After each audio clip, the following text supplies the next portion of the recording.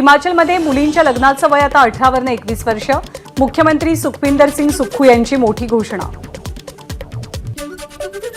मुंबई पुणे एक्सप्रेसवेवरील पुण्याच्या दिशेने जात असलेली वाहतूक आज सकाळी 11 ते 1 वाजेपर्यंत बंद असेल। कर्जत पनवेल दुहेरी मार्गावरती चिखले रेल्वे स्थानकाजवळ पुलाच्या कामासाठी ब्लॉक घेतला जातोय। उद्धव ठाकरेंसाठी एनडीएचे दरवाजे खुले आहेत का? एका वृत्तवाहिनीच्या कार्यक्रमात बोलताना अमित शहांनी उत्तर देण्याचं टाळलं। जरतरच्या प्रश्नांना उत्तर देत नाही अमित शहांची भूमिका। भाजप अध्यक्ष जेपी नड्डा 4 मार्चला नागपूर दौऱ्यावर। भाजप युवा मोर्चाच्या राष्ट्रीय अधिवेशनाला मार्गदर्शन करणार। जवळपास 1 लाख तरुणांसोबत संवाद साधणार। राज्याचा अंतरिम अर्थसंकल्प सादर झाल्यावरती आज सत्ताधारी आणि विरोधी पक्षाचा प्रस्ताव विधानसभेत येणार। सत्ताधारी आणि विरोधकांमध्ये आरोप प्रत्यारोपांची शक्यता। महाविकास आघाडीचे जागा वाटप जवळपास निश्चित। आज पुन्हा बैठक होणार।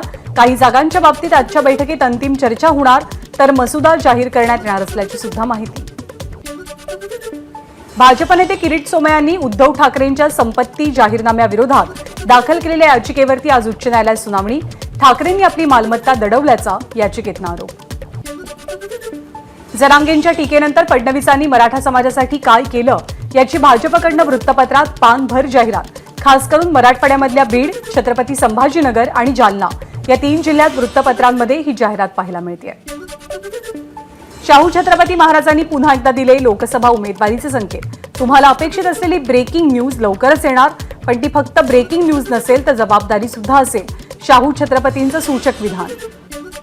शिवसेना संपवणं म्हणजे महाराष्ट्र संपवण्याचा, हिंदुत्व संपवण्याचा डाव आहे। उद्धव ठाकरेंची टीका। तर राज्यात अनेक प्रश्न असताना केवळ कंत्राटदारांचे खिसे भरण्याचं काम सुरू। ठाकरेंचा घणाघात।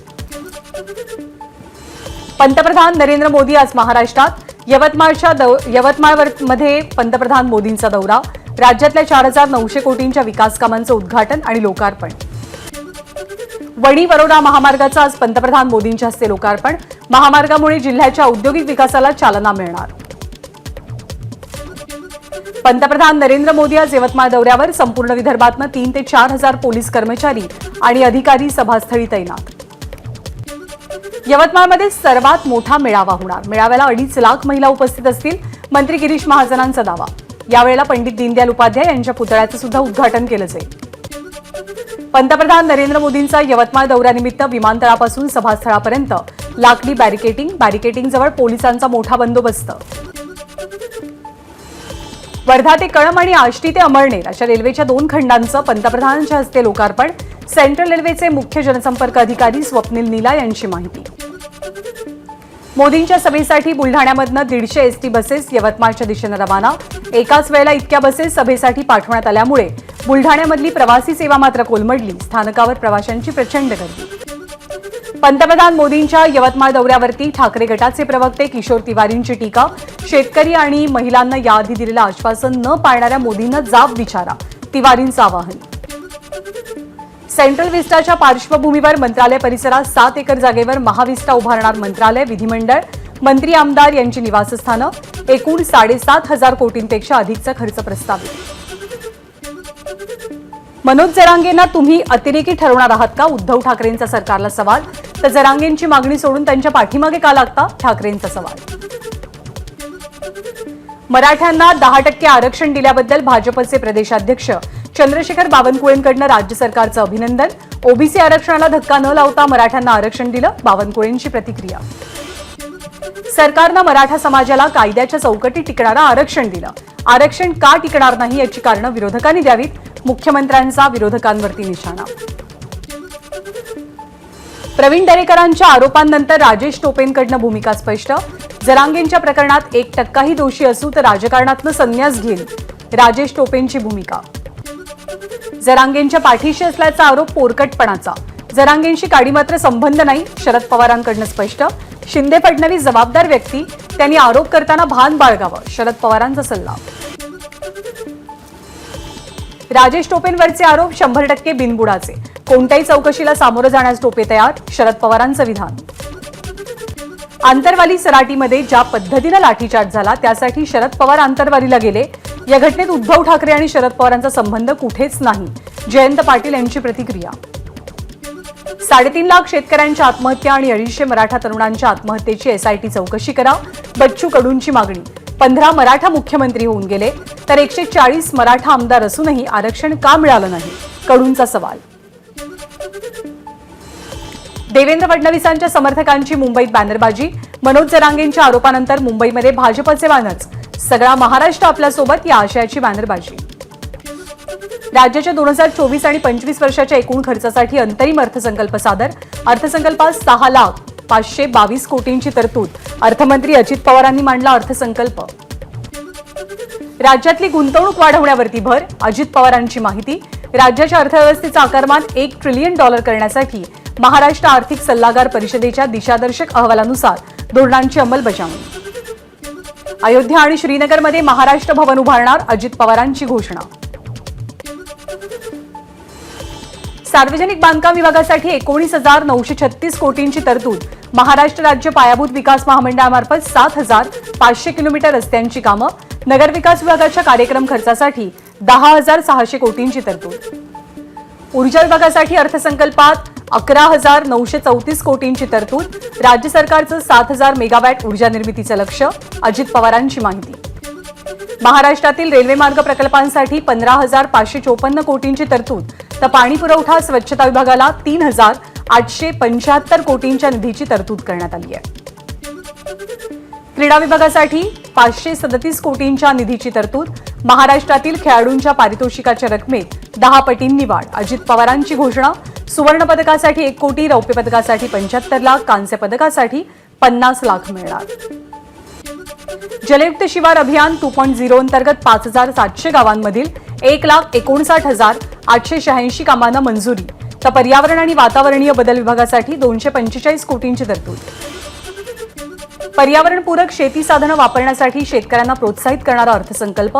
कृषी मंत्री धनंजय मुंडेंची प्रतिक्रिया.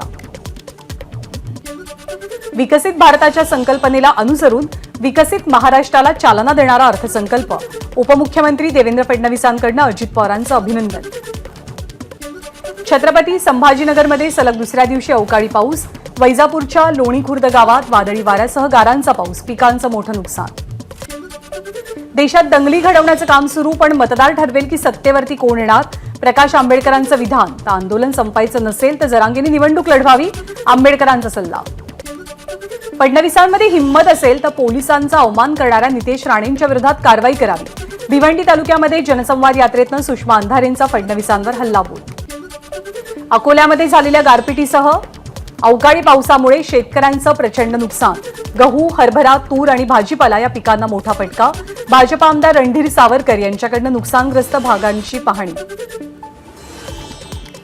पुण्यामध्ये वंचित बहुजन आघाडीची सत्ता परिवर्तन महासभा. प्रकाश आंबेडकरांच्या पोस्टर्सनं लक्ष वेधलं.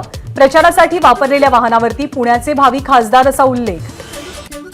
राज्य शासनाचा पहिला महाराष्ट्र वनभूषण पुरस्कार जाहीर. धुळ्याच्या बारीपाडा इथल्या चैत्राम पवार यांना पुरस्कार. वनमंत्री सुधीर मुनगंटीवारांची घोषणा. नुकत्याच पार पडलेल्या माघी यात्रेत विठुरायचरणी भक्तांचं भरभरून दान. तब्बल 3.5 कोटी रुपये भाविकांनी अर्पण केले. गेल्या वर्षीच्या तुलनेत 23 लाख रुपयांची वाढ झाल्याची मंदिर समितीची माहिती. ठाणे आणि मुलुंडमधील नव्या संकल्पित रेल्वे स्थानकाला श्री स्थानक नाव द्या. माजी खासदार विनय सहस्त्रबुद्धेंची मागणी.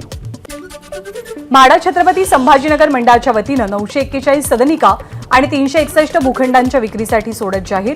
28 फेब्रुवारीला नूतन संगणकीय प्रणालीनुसार ऑनलाईन अर्ज नोंदणी आणि अर्ज भरणा कामाचा शुभारंभ. नाशिकसह उत्तर महाराष्ट्रात 1 आणि 2 मार्चला जोरदार पावसासह गारपिटीचा अंदाज. तर विदर्भातल्या सर्व जिल्ह्यांसह मराठवाड्यातील हिंगोली, जालना, परभणी या जिल्ह्यातही गारपिटीची शक्यता. नाशिक जिल्ह्यातील मनमाड, नांदगाव, चांदवड या तालुक्यात जोरदार पाऊस. पावसामुळे बळीराजा चिंतेत. पिकांनाही मोठा फटका. बुलढाण्याच्या जळगाव, जामोद, नांदुरा, संग्रामपूर या तालुक्यात वादळी वाऱ्यासह गारपीट. वादळी वाऱ्यामुळे अनेक घरांवरचे छतं उडाल्याची माहिती. तर काढणीला आलेल्या पिकांचंही नुकसान. अहमदनगर शहरासह परिसरात विजांच्या कडकडाटासह पाऊस. काढणीला आलेल्या पिकांचं नुकसान होण्याची शक्यता. शहरातल्या अनेक भागात वीज पुरवठा खंडित. धुळ्याच्या कुंडाणे परिसरामध्ये पावसाची हजेरी. अवकाळी पावसामुळे गहू, हरभरा ही पिकं धोक्यात. तर अचानक आलेल्या पावसामुळे शेतकऱ्यांची तारांबळ. श्रीरामपूर तालुक्यामध्ये वादळी वारा आणि विजांच्या कडकडाटासह जोरदार पाऊस. द्राक्ष बागायतदारांना अवकाळीचा फटका बसण्याचा अंदाज. नागपूरच्या संविधान चौकात उर्दू शाळेत मराठी भाषा शिकवणाऱ्या शिक्षकांचं आंदोलन. शिक्षकांचं थकीत मानधन त्वरित दिलं जावं या मागणीसाठी आंदोलनाची हाक. बारामतीमध्ये महिलांसाठी आयोजित होम मिनिस्टर कार्यक्रमामध्ये सुनेत्रा पवारांची उपस्थिती. यावेळी तब्बल 125 किलोंचा हार घालून सुनेत्रा पवारांचं जंगी स्वागत. करमाळ्यातील रश्मी बागल आणि दिग्विजय बागल भाजप प्रदेश महिला आघाडीच्या उपाध्यक्ष आणि माढा लोकसभा प्रभारी पदाची बागल दाम्पत्याकडे जबाबदारी. प्रशासनाच्या लेखी आश्वासनानंतर भंडाऱ्यामधील विदर्भ युवा क्रांती धीवर समाज संघटनेचं आंदोलन मागे. धीवर समाजानं काल गोसीखुर्द धरणात जलसमाधी आंदोलन केलं होतं. मुंबईत रिक्षाचं भाडं वाढू शकतं. किलोमीटरसाठी भाडं 23 रुपयांवरनं 25 रुपये करण्याची युनियनची मागणी. दरवाढ न झाल्यास न्यायालयात जाण्याचा इशारा दिल्यामुळे सरकारनं रिक्षा संघटनांना चर्चेसाठी बोलावलंय. पिसे इथल्या उदंचन केंद्रात सोमवारी लागलेल्या आगीमुळे संपूर्ण मुंबईत 5 मार्चपर्यंत 15% पाणी कपात. काल मध्यरात्रीपासून पाणी कपात लागू. टी जंक्शनवरती नवीन उड्डाणपुलाचं काम पूर्ण. पश्चिम द्रुतगती महामार्गावरची वाहतूक कोंडी दूर होणार. मुंबई आंतरराष्ट्रीय विमानतळावरनं वांद्रे इथे जाणं सुकर होणार. मार्चच्या पहिल्या आठवड्यात हा पूल वाहतुकीसाठी खुला होण्याची शक्यता. बीड जिल्हा परिषदेसमोर ग्रामपंचायत कर्मचाऱ्यांचं आंदोलन. वेतन श्रेणी आणि निवृत्ती वेतन लागू करा या मागणीसाठी कर्मचाऱ्यांचं आंदोलन. ठाण्यामध्ये रेमंड कंपनीविरोधात कामगार आक्रमक. गळ्यामध्ये फलक अडकवत कामगारांचा जिल्हाधिकारी कार्यालयावर धडक मोर्चा. अमरावतीत अखिल भारतीय किसान मंचकडनं ठिकठिकाणी बॅनरबाजी. ज्यांनी आमच्या शेतमालाची माती केली त्यांना मातीमध्ये गाडल्याशिवाय राहायचं नाही अशा आशयाचे बॅनर्स. विधिमंडळ आणि संसदेमध्ये आवाज उचलला पण तरीही मराठीला अभिजात दर्जा का मिळत नाही हा प्रश्न सत्ताधाऱ्यांना पडला पाहिजे. अनिल देसाईंचं वक्तव्य. मुंबईजवळच्या भाईंदर पूर्व येथील आझादनगर झोपडपट्टीला मोठी आग. आज सकाळी अचानक आग. आगीमध्ये काही जण जखमी झाल्याची माहिती. भिवंडीमधल्या संकेत भोसले हत्या प्रकरणातल्या आरोपींना फाशीची शिक्षा द्या. केंद्रीय मंत्री रामदास आठवलेंची मागणी. भिवंडीमध्ये जात पीडित कुटुंबियांची घेतली भेट. भंडारा जिल्हा कारागृहातील कैद्याचा महिला रक्षकावरती हल्ला तर वरिष्ठ अधिकाऱ्यांना शिवीगाळ करून जीवे मारण्याची धमकी. अकोल्यात तूर चोरीसाठी ट्रक चालकाकडनं स्वतःच्या अपघाताचा बनाव. तक्रारीनंतर पोलीस तपासात संपूर्ण प्रकार उघडकीस. 148 क्विंटल तुरीसह ट्रक आणि चालक पोलिसांच्या ताब्यात. नालासोपाऱ्यामध्ये अनधिकृत बांधकामाची 30 फूट उंच भिंत कोसळली. वाकणपाडा चौधरी कंपाऊंडमधली घटना. एकाचा मृत्यू 5 जण गंभीर जखमी. एबीपी माझा, उघडा डोळे बघा नीट.